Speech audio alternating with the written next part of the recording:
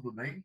Nós vamos hoje, no nosso componente curricular História Social da Infância, conversar, dialogar sobre a educação infantil no contexto brasileiro, perspectivas históricas.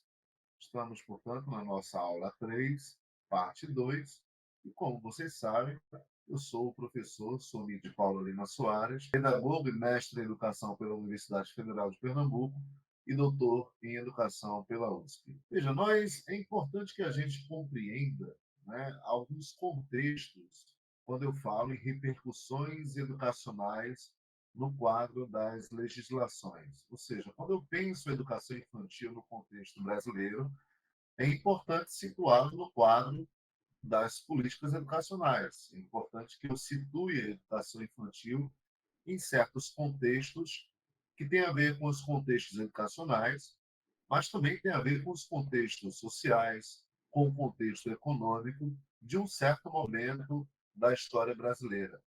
Então, a primeira coisa que, quando a gente pensa em educação, é situar o nosso quadro de análise naquilo que a gente vai chamar de momento crucial de mudança do Brasil, de mudança econômica do Brasil e com grandes repercussões para a questão educacional e a questão social. Eu falo especificamente da transição dos anos 20 para os anos 30. Portanto, é por isso que eu coloco aí no slide para vocês o contexto das décadas de 1930, que é uma década muito importante, a gente vai conversar um pouco sobre isso no campo econômico, no campo social, e como isso repercute no quadro da educação, e mais precisamente da educação infantil, e as décadas posteriores, sobretudo a década de 40 e a década de 50. Então, é importante, portanto, situar aquilo que eu chamo também no slide, vocês estão aí observando, o que podemos designar por mudanças significativas no Brasil. Economia, educação e relações internacionais. Por que eu falo que a década de 30 é uma década muito importante no cenário brasileiro e no cenário educacional brasileiro? Ora, justamente você vai ter uma mudança muito significativa, sobretudo a partir do ano de 1929, do quadro econômico brasileiro. Antes disso, é importante situar que a década de 20 já é uma década muito importante, né? Eu falo da década de 20 do nosso século 20, do século passado. A década de 20, por exemplo, você no campo educacional tem a consolidação da Associação Brasileira de Educação. Você tem no Brasil cada vez mais uma sociedade se tornando mais complexa. Há, de certa forma, ali nos anos 20, toda uma tentativa de se redescobrir o Brasil. Nós, inclusive, estamos completando nesse ano de 2022 os 100 anos da Semana de Arte Moderna de 1922. Então, esse processo de redescoberta do Brasil significa alguns elementos importantes, como certas mudanças culturais, e, nesse caso, no caso da educação, uma crescente importância do cenário educacional, sobretudo no campo político. Como eu falei para vocês, eu mencionei a Associação Brasileira de Educação, mas se você, por exemplo, analisa no campo da história da educação os discursos políticos no campo educacional, você começa a perceber uma crescente importância da educação no cenário político brasileiro. Ora, entretanto, em 1929, você vai ter um acontecimento mundial que vai ser crucial, vai ser um divisor de águas na sociedade brasileira e também na educação brasileira. Vai ser a crise capitalista de 1929, o chamado crack, a quebra da Bolsa de Nova York, e que, de certa forma, num cenário político que já estava bastante tumultuado no Brasil, a chamada, né, quebra da política café com leite, a ascensão da coligação liderada por Getúlio Vargas, né, para ascender à presidência do Brasil. Nós sabemos, né, as eleições, né, que vão decorrer, inclusive, numa mudança significativa que vai ser a Revolução de 1930. Getúlio Vargas ele perde a eleição, estava com a composição com o seu vice, João Pessoa, mas após o assassinato de João Pessoa, que, enfim, não tinha nem relação, digamos, com a política nacional, mas aquilo vai desencadear uma série de acontecimentos que vai desaguar na chamada Revolução de 30. Agora, o que é importante destacar? A partir de 1930, você vai ter uma mudança do governo, você vai ter uma mudança política significativa, o chamado governo provisório.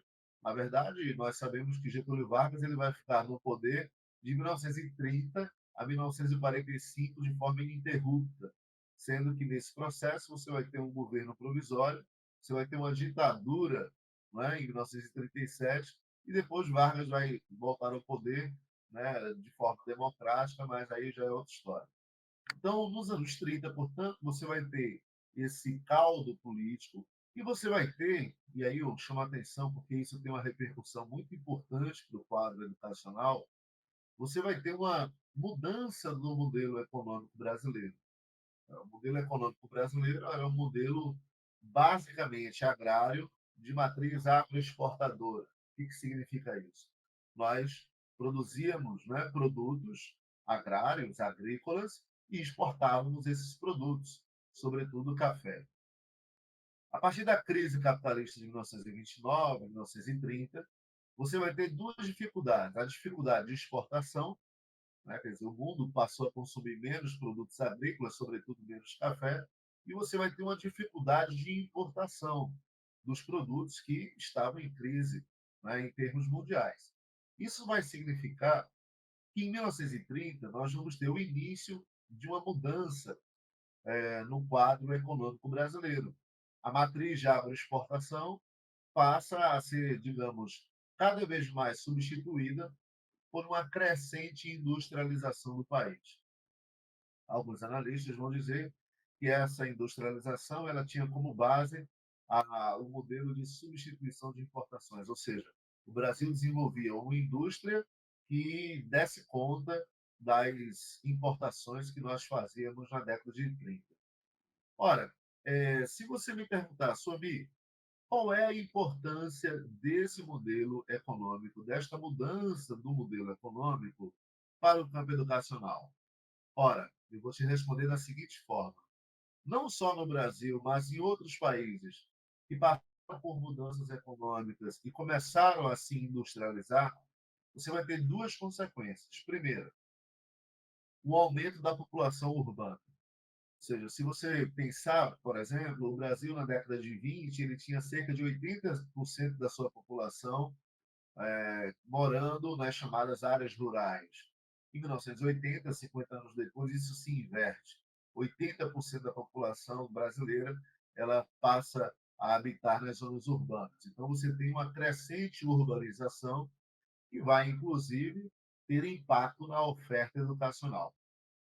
A segunda grande mudança é que países que passaram por processo de industrialização tinham como consequência uma maior expansão educacional e, de certa forma, uma maior valorização da escola.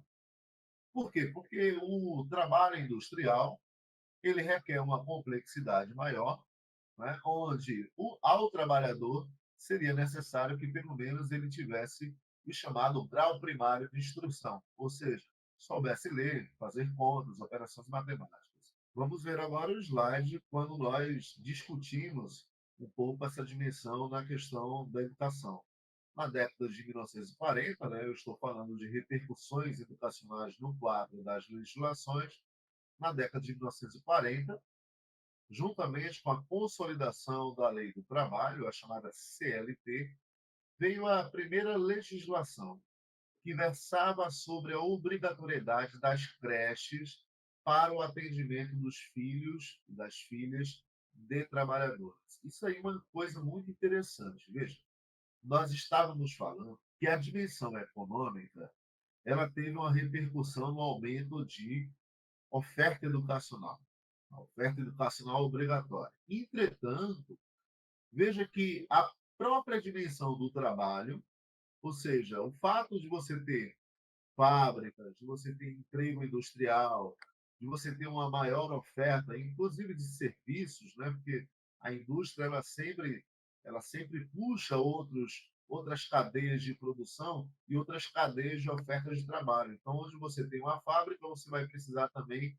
de serviços, de estruturas, né, alimentícias, de serviços de forma geral, né, que estão em torno daquele processo produtivo fabreiro. E como uma das consequências, você vai ter uma pressão para que as trabalhadoras pudessem deixar seus filhos e suas filhas em instituições educacionais para poderem trabalhar. Veja que, nesse sentido, a dimensão econômica também pressiona o Estado, também pressiona, né, o poder público para responder a um problema social. E qual era esse problema social?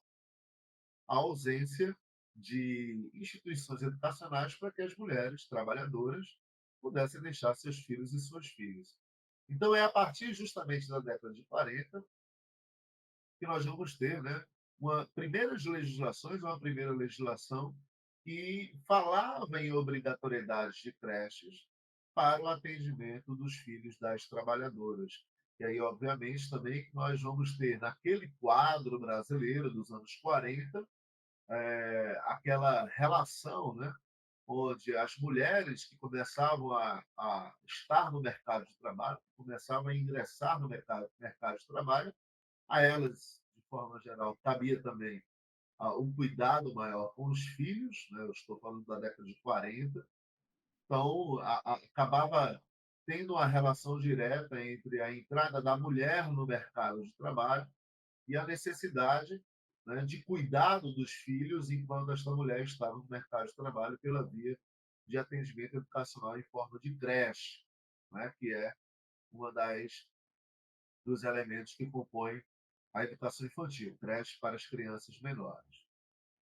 Então, nesse sentido, eu acho que é importante que a gente, nessa aula, né, ressalte essa compreensão, quando eu falo em educação infantil, e nós vimos isso em outros momentos, né, e vamos ainda ver isso um pouco mais para frente no nosso componente curricular. É importante que a gente destaque sempre essa relação entre o sistema educacional, entre a educação infantil e os movimentos sociais, econômicos, políticos de um determinado país, no caso o Brasil, em um determinado período histórico. Ou seja, compreender a história da educação infantil, compreender os processos de educação infantil significa, portanto, passear por esses elementos. Veja que, por enquanto, eu não estou falando na educação infantil como um elemento de direito. Nos anos 40, a educação infantil, a creche, ela vai aparecer no quadro da legislação educacional como um elemento ligado à necessidade do trabalho e a necessidade do trabalho de mulheres trabalhadoras, né? Então, isso significa que, se eu der um salto, por exemplo, e nós vamos falar sobre isso em outros momentos, mas se eu der um salto para a Constituição de 88, para o Estatuto da Criança e do Adolescente, é claro que eu não apago a necessidade de oferta de educação infantil para trabalhadoras, para filhas e filhos de trabalhadoras, mas eu passo a ver a educação infantil como direito. Em termos de legislação educacional, nós estamos já nos encaminhando para o final dessa nossa aula, ainda, né, discutindo as repercussões educacionais no quadro das legislações, posso afirmar que, com a publicação da primeira Lei de Diretrizes e Bases da Educação em 1961, lembrando que a Lei de Diretrizes e Bases é a legislação que vai organizar todo o processo educacional, toda oferta educacional em território nacional, território brasileiro, destacando as atribuições dos entes federados, né, destacando a organização do sistema de ensino e também destacando o papel do Estado na oferta da educação. Então, nessa primeira legislação, na Lei de Diretrizes e Bases da Educação de 1961, houve a obrigatoriedade do ensino público para crianças a partir de 7 anos de idade. Veja, mais uma vez, né, a obrigatoriedade se dava naquilo que a gente chama hoje de ensino fundamental, naquela época, o ensino primário. A educação infantil, ela não aparecia no campo da obrigatoriedade, portanto, no campo do direito à educação. Ela aparece como um elemento de suporte ao trabalho das mulheres, né? Isso daí é importante destacar. Por que é importante destacar? Porque significa dizer que quando eu falo na educação infantil como direito, eu estou falando num processo histórico onde nem sempre foi assim, e onde esse processo histórico significa um grande ganho por parte da luta dos trabalhadores em educação, das trabalhadoras em educação, de profissionais da educação, para que esse nível de ensino, de fato, tenha sido reconhecido no seu aspecto do direito à educação. Então, gente, nós terminamos esse primeiro momento, né, onde passeamos, digamos, pelo o contexto histórico, social e econômico do Brasil nos anos 30, 40 e 50, destacando que, vinculada à consolidação das leis trabalhistas, né, da CLT, você vai ter a creche como apontando como obrigatoriedade por causa do elemento do trabalho, ou seja, mães trabalhadoras que deixavam e precisavam deixar seus filhos e suas filhas em instituições para poderem trabalhar. Nós vimos ainda que nos anos 60, 61, você vai ter a lei de diretrizes e bases da educação, que vai colocar basicamente o ensino primário como direito, como obrigatoriedade, e isso vai apontar para uma grande luta nas próximas décadas para que a educação infantil fosse reconhecida como direito, né, no quadro da oferta educacional brasileira. Então, nas próximas aulas, nós vamos continuar com os nossos estudos sobre educação infantil no Brasil. Agradeço bastante sua atenção e até a próxima aula.